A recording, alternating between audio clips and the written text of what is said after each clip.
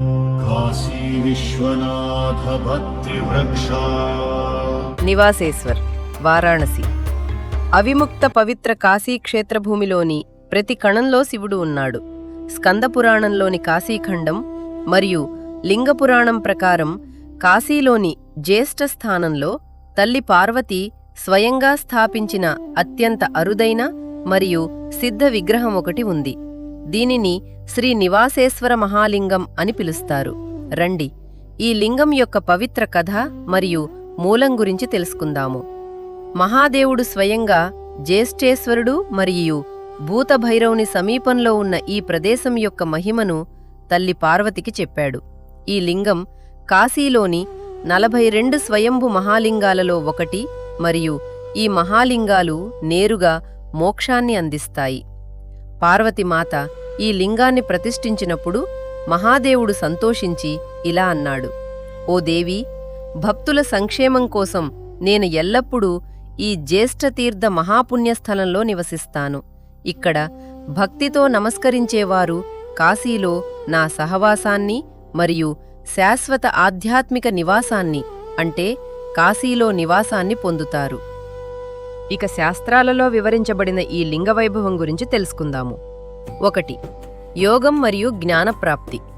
మహాదేవుడు తల్లి పార్వతితో ఇలా అంటాడు: తు దేవేషి పుణ్యం లింగం త్వయా కృతం నివసేతి చ విఖ్యాతం సర్వేషామేవ యోగినాం తేన దృష్టేన దేవేషి యోగం విదంతి శంకరం.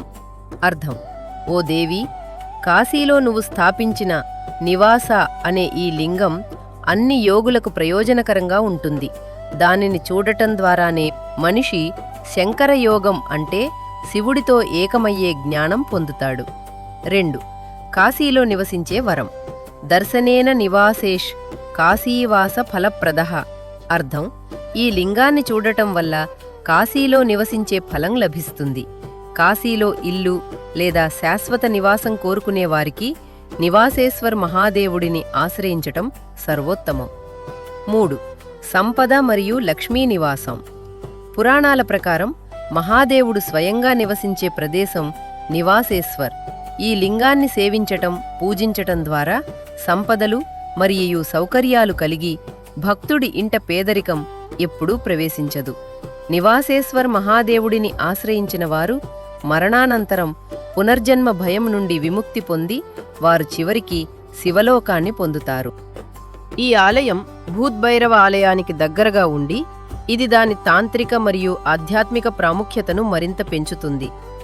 ఆలయ స్థానం: శ్రీ నివాసేశ్వర్ మహాదేవ ఆలయం భూతభైరవ ఆలయం సమీపంలో, కాశీపుర, కర్ణఘంట, వారాణసి.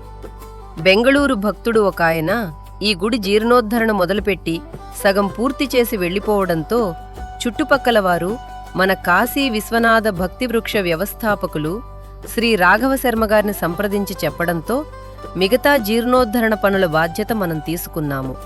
ప్రత్యేక అభ్యర్థన: మీరు కూడా కాశీలో శాశ్వత నివాసం, ఆధ్యాత్మిక పురోగతి మరియు జీవితంలో స్థిరత్వం కోరుకుంటే ఒకసారి శ్రీ నివాసేశ్వర్ మహాదేవును సందర్శించండి.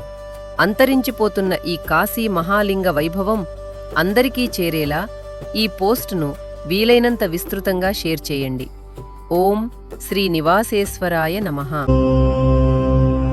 కాశీ విశ్వనాథ భక్తి వృక్ష.